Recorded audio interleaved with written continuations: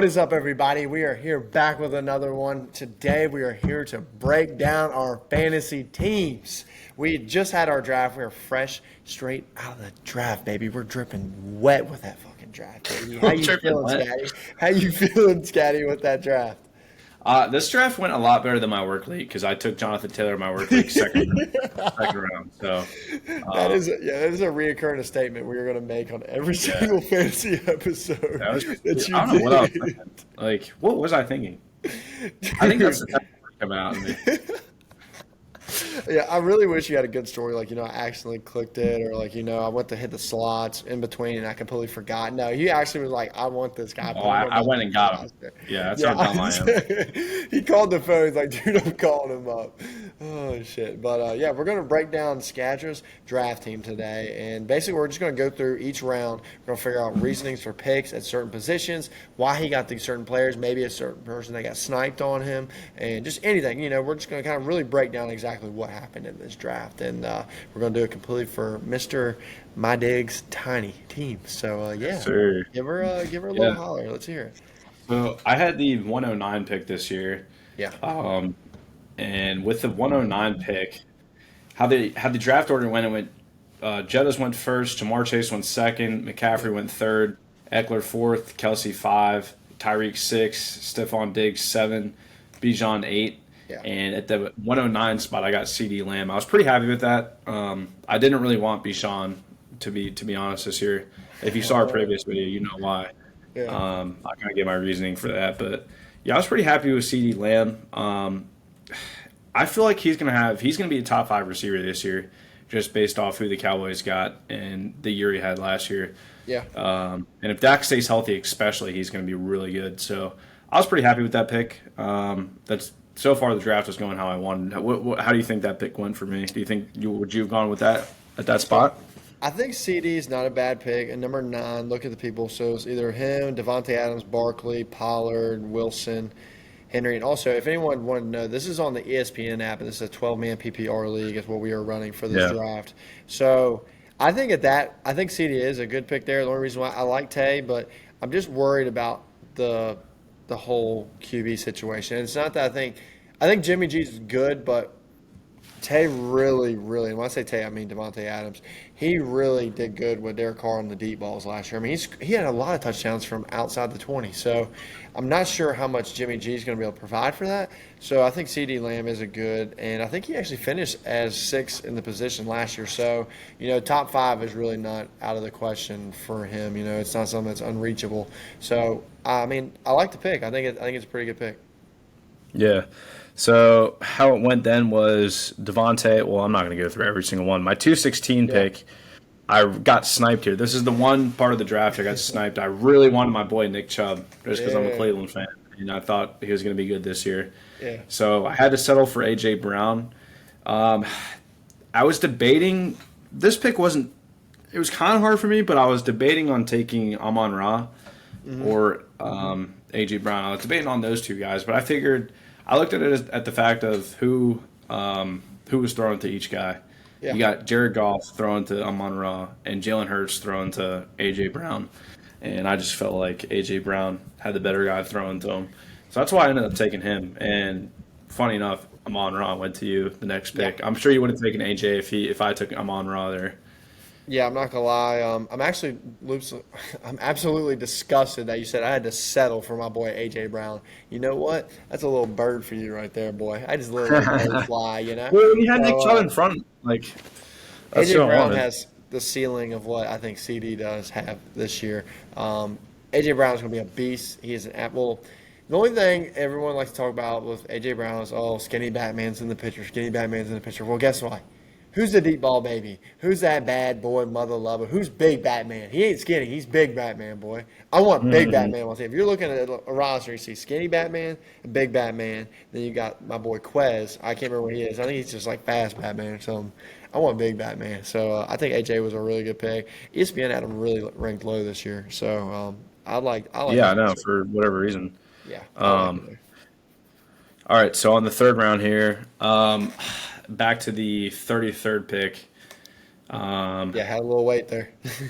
yeah, a little wait. So I got sniped here too by you, I believe, and I ended up taking Najee Harris. Actually, I take that back. I got sniped twice this draft. I wanted Ramondre there, but I ended up Yeah. getting Najee Harris just because I needed a running back at that point because I drafted two Yeah. wide receivers. So I really needed a running back, and if I'm not mistaken, I think he was the best available. Like I said, I really wanted Ramondre, but after that, the running backs was like Aaron Jones, Damian Pierce, Brees Hall, James Conner. So he was Yeah. probably the best available. And if you watched our other video, our boom or bust video, I was actually high on Najee Harris this year, so I wasn't Yeah. too upset. And I know you thought he was a bust, but you Yeah. think after that he was probably the best available there? I think at that point he is the best available, and I I personally do think with the people left, I think there's a little bit of a tier break right there because I think Aaron Jones is going to fall off a cliff a little this year, and then you Yeah. go to like Damian Pierce, who's going to have C.J. Stroud's. I don't think he's going to be that great this year. I like C.J. Stroud, but I don't think he's going to have a great rookie season just because there's a lot of other things that need to happen in Texans. And then yeah, I mean you got Bruce Hall, who you're not going to even have for the first couple weeks. So I think that was a good pick because after that you're really kind of starting to kick the bucket. So unless you took maybe like Mark Andrews or I don't even know if I like Lamar there because I like Lamar more in the fourth, but Mark Andrews is not bad in the back of the third. I personally think some people like him in the second. Like I'm not second, but the early third. But Mark Andrews might have been the other pick there. But yeah, I mean, Yeah. not he's not bad for what you got him for. But I'm glad to know that you wanted Ramondre. Yeah, I wanted Ramondre there. So round four, this was the toughest pick of the draft for me. I think this was right here. Okay. It was the 40th overall, just because I have already had two wide receivers. So I had C.D. Lamb, I had an A.J. Brown, and I only had one running back. So I was like, well, I really need a running back here. But Amari Cooper was staring me at the face. I was like, I Yeah. feel like after Amari Cooper, there's a big tier break between Watson, who went after him, and then Deontay Johnson, who Ooh. went after him, Okay. and then D Hop, who went after him. I feel like Amari Cooper's in kind of like a not class of his own, but he's the best wide receiver Cleveland has for sure. So I was like, I'll just get him, but I really needed a running back, and I didn't know what to do there. So I ended up getting the wide receiver. So at this point, I currently have three wide receivers Yeah. and a running back. So my wide receiving core is goaded, but the Yeah. running backs are a little sus right now. Yeah, yeah. So let's keep diving into this. I mean, I think that's not a bad pick, Amari. I mean, you gotta get some kind of Cleveland guy, you know. So Yeah, exactly. yeah, I mean, Um, yeah, I think Coop's good. If you believe in Deshaun Watson, then you believe in Coop. So yeah. No, I had Coop last year or a couple years ago. I can't remember, and he was good for me. But moving on here, round five, I drafted James Cook for running back. Just he's going to get a lot of usage this year, and I think he was the best available at that point.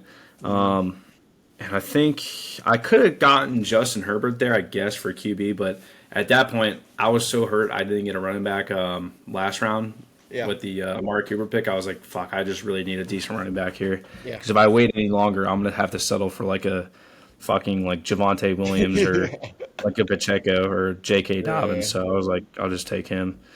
Yeah, I'm not gonna lie. So, also a little side note, guys. In their draft, I was drafted in front of them, so I had the eight spot. I was sitting there and had James Cook, and I toyed with him because I knew I saw his team. I was like, he's either going to take Herbert or Cook, but I think he really wants Cook right now because we talked about it previously, and I was like, Scotty, look, there's Cook there. You're like, that's not the player I want. That's not the. He's like trying to fake it.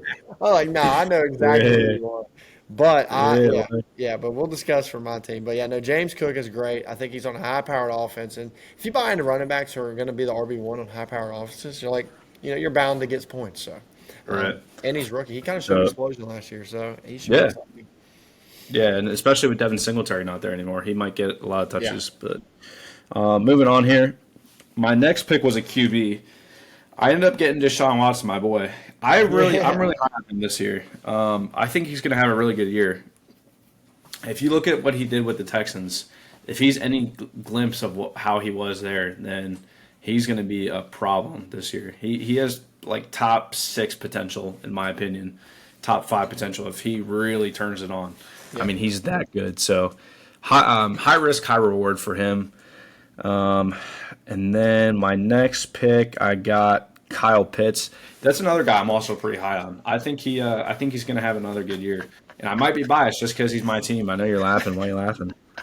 Oh, excited Kyle Pitts last year. Good luck, buddy. Good fucking luck, buddy. Have fun with Yeah, Desmond he's going to Ritter turn throwing around. him Don't those worry. spirals. Have luck with Desmond Ritter throwing him spirals. Oh, God, it's going to be so juicy. He's going to turn around. But the next pick, I got Dalvin Cook here, and I was actually pretty happy with that. I got him in round 8. I think I mean, we just talked about him in a couple podcasts ago, but his usage the first 3 weeks, and even if I don't play him, he's a good trade piece. I could potentially dish out to somebody. Yeah. Because I currently have James Cook as well, and he might get a lot of touchdowns this first couple weeks as a goal line specialist. I mean, who knows? Yeah. And then the next pick we got is Antonio Gibson. At that point, I was just kind of stacking running backs just because I was a little hurt. You just got the RB selection on it. You're just picking the top one. Yeah, literally, exactly. Yeah. And then after that, I got Juju. I think Juju could be sneaky good this year. Although I heard something that came out today. Today is currently the 4th of September. That he could potentially his knee gave out or some shit like that. I don't remember. But Yeah, that sounds good. yeah. So I mean, I think if Mac Jones figures it out, I think he could have big impact. Because who's he competing with over there? I believe right now Devontae Parker, and then the rest I'm not quite sure. I mean, Yeah, it's like really it's just nobody. nobody's. Yeah. I think the only other person maybe is oh God, who's the tight end? Henry. Hunter Henry. Hunter Henry. Yeah. Yeah. Moving on here, round 11, I got Rondell Moore for Arizona. At this point, I just kind of took the best available wide receiver. I'm not too high on Arizona this year, especially with Kyler Murray on the pup list.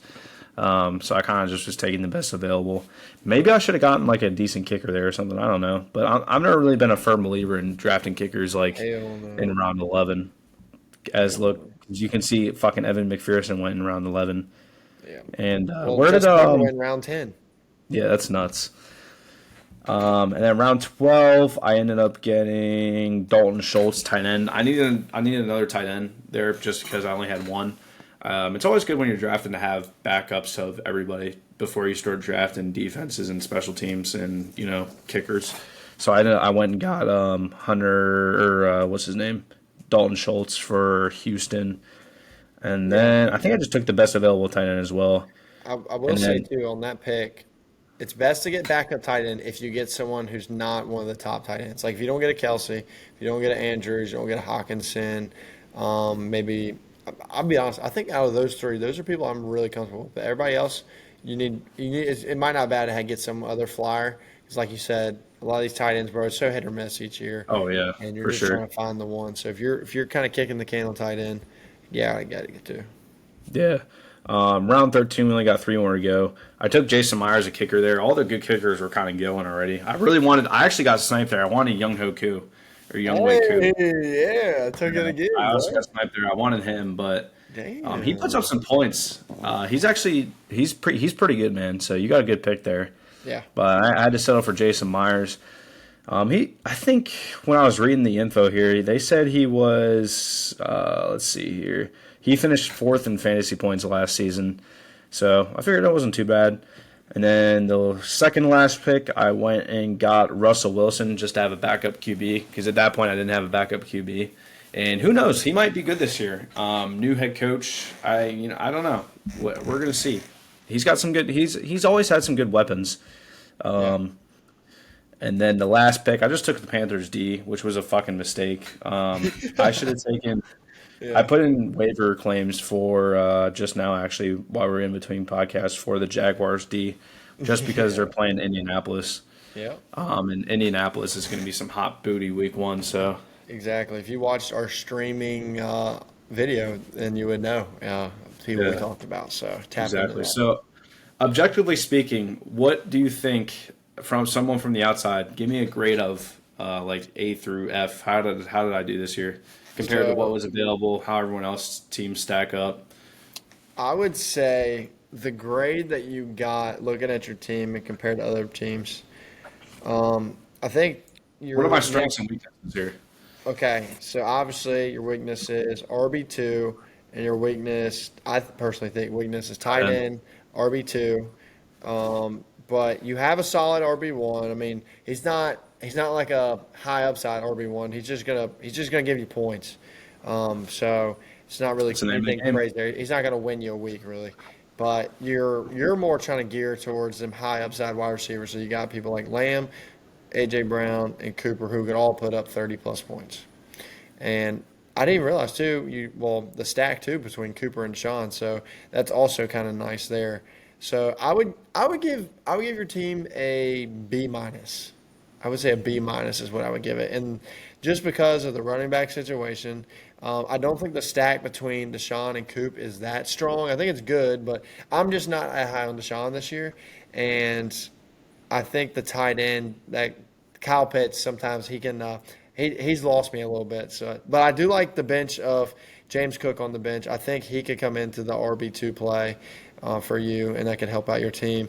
And then you'll end up trying to find some kind of streamer for your tight end that can make this team a little bit better. But I mean, yeah, I think the team's not too bad. I mean, compared to our league and everyone else, I'd definitely give you a B minus as far as overall grade, baby.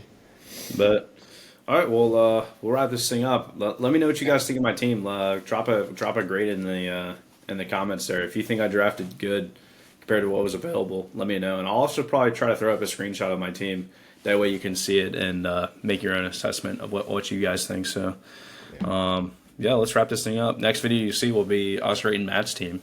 Yeah. And I'm going to fucking roast his ass, baby. Yeah, roast me, baby. Fucking, let's make it a rotisserie chicken. Come on now. Yeah, buddy. Yeah. But yeah, this has been Rethink Reality, baby. We'll holler at you in the next one. Adios.